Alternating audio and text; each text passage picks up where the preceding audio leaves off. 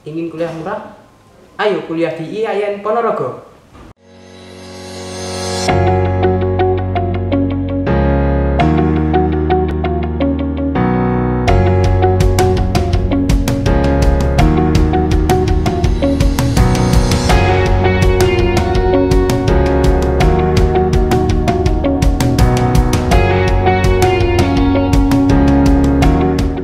Assalamualaikum warahmatullahi wabarakatuh. Apa kabar hari ini? Semoga kita tetap diberi kesehatan selalu. Oke, kali ini saya akan membahas kisah mengenai Nabi Musa. Pastinya Nabi Musa tidak asing lagi bagi kita. Nah, Nabi ini merupakan salah satu Nabi yang sangat istimewa. Mengapa istimewa? Karena namanya disebutkan sebanyak 136 kali.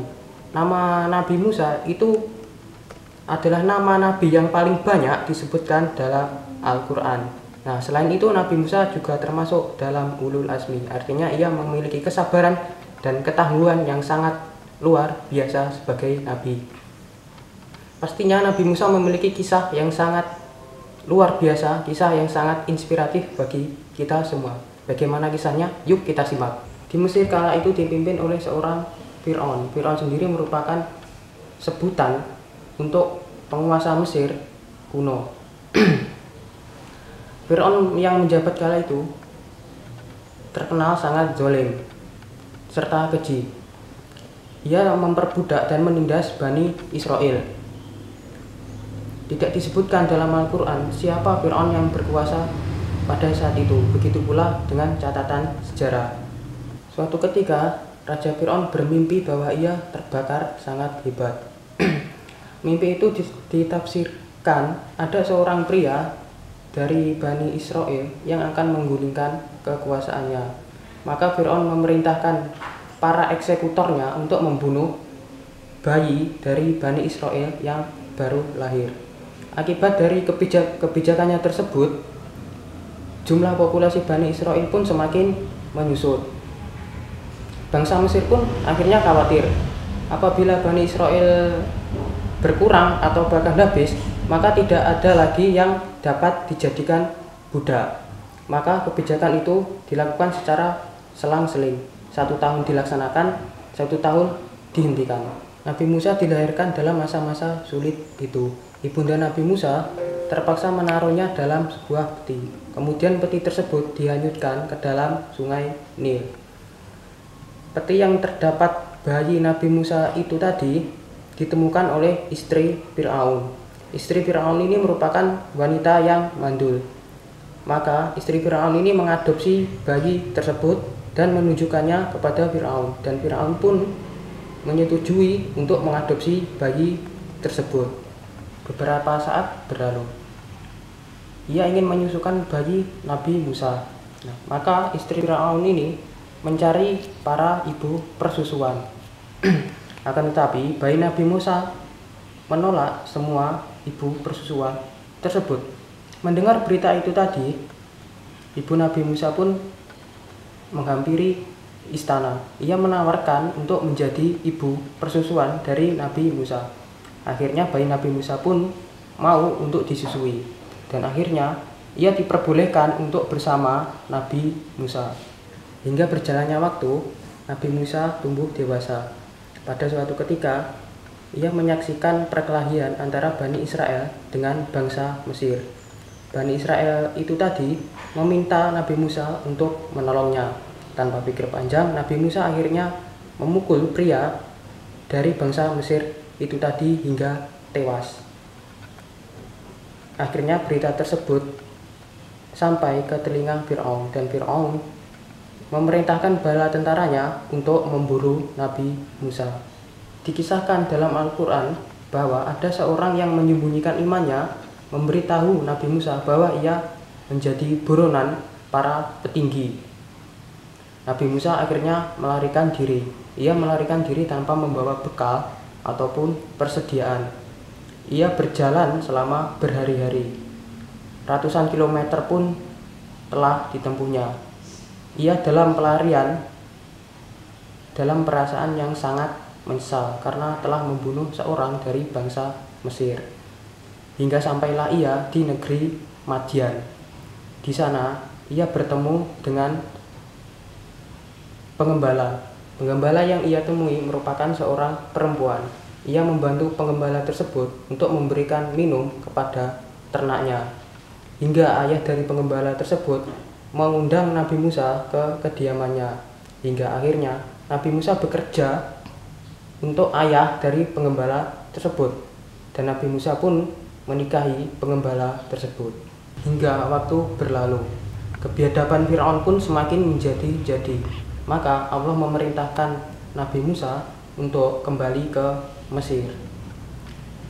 Nabi Musa didampingi oleh kakaknya yaitu Nabi Harun. Mereka berdua meminta izin kepada mertua Nabi Musa untuk kembali ke Mesir. Setelah mendapatkan izin, mereka pun akhirnya memulai perjalanan menuju ke Mesir. Sesampainya di Mesir, ia menghadap Fir'aun. Nabi Musa meminta Fir'aun untuk membebaskan Bani Israel dan juga beriman kepada Allah. Akan tetapi dengan sombongnya, Fir'aun menganggap bahwa dirinya ialah Tuhan. Fir'aun juga mengungkit masa lalu Nabi Musa yang pernah membunuh laki-laki dari bangsa Mesir. Fir'aun pun juga menolak semua permintaan dari Nabi Musa. Fir'aun menganggap bahwa Nabi Musa dan Nabi Harun akan mengambil kekuasaannya dan merusak ajaran leluhur. Maka dengan izin Allah, tongkat yang dibawa oleh Nabi Musa berubah menjadi ular. Akan tetapi Fir'aun beserta pengikutnya menertawakan dan menganggap itu hanyalah sebuah sihir. Maka keduanya menyepakati akan diadakannya duel Nabi Musa melawan dengan penyihir dari seluruh penjuru Mesir. Para penyihir itu menyihirkan tali-talinya hingga menjadi ular. Nabi Musa sempat gentar, akan tetapi Allah telah menguatkannya. Nabi Musa melempar dengan tongkatnya dan tongkat itu berubah menjadi ular. Ular dari Nabi Musa tersebut menerkam ular jadi-jadian para penyihir itu. Maka para penyihir itu akhirnya mengakui Nabi Musa dan menyatakan iman kepada Allah. Tetapi untuk Fir'aun, hatinya telah dikeraskan dan ditutup oleh Allah supaya Nabi Musa dapat menunjukkan mukjizat-mukjizatnya. Fir'aun tetap saja menganggap hal itu merupakan sebuah sihir. Suatu ketika Mesir dilanda kekeringan yang berkepanjangan. Fir'aun menuduh Nabi Musa sebagai sumber kesialannya.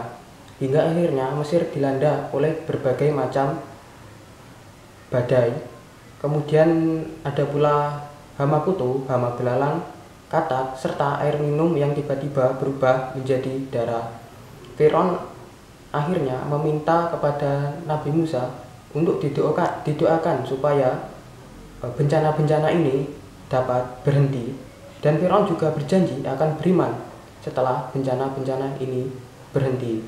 Tetapi pada kenyataannya Fir'aun tetap saja ingkar meskipun bencana-bencana ini berhenti dan tetap saja menganggap itu hanyalah sebuah sihir. Karena Fir'aun tidak kunjung beriman, maka di suatu malam rombongan Nabi Musa bersama Bani Israel keluar dari Mesir menuju Syam. Mendengar berita tersebut, Raja Fir'aun pun menghimpun seluruh pasukannya dari penjuru Mesir untuk mengejar rombongan Nabi Musa. Hingga sampailah rombongan Nabi Musa di tepi lautan. Khawatir akan umatnya bercerai-berai, maka Nabi Musa menenangkan mereka. Nabi Musa pun berkata, sekali-kali tidak akan tersusul. Sesungguhnya Tuhanku bersamaku, Ia akan memberi petunjuk kepadaku. Quran Surat Asy-Syura ayat 62. Allah meminta Nabi Musa untuk memukulkan tongkatnya ke laut tersebut. Terbelahlah lautan itu. Nabi Musa beserta rombongannya akhirnya melintasi laut tersebut. Ketika Fir'aun melintasi laut tersebut, kembalilah lautan tersebut menjadi semula. Fir'aun beserta pasukannya akhirnya tenggelam dalam lautan tersebut. Dalam detik-detik kematiannya, Fir'aun mengungkapkan rasa imannya dan taatnya. Akan tetapi Allah tidak menerimanya. Selamatlah Nabi Musa beserta umatnya. Apa pelajaran yang dapat kita ambil dari kisah Nabi Musa, jangan pernah berhenti mengajak orang lain dalam hal kebaikan dan jangan pernah berhenti pula berbuat kebaikan kepada orang lain. Seperti yang dilakukan Nabi Musa kepada Fir'aun. Meskipun Fir'aun tidak kunjung beriman, akan tetapi Nabi Musa tetap saja mendoakan dan berharap agar Fir'aun beriman dan sadar.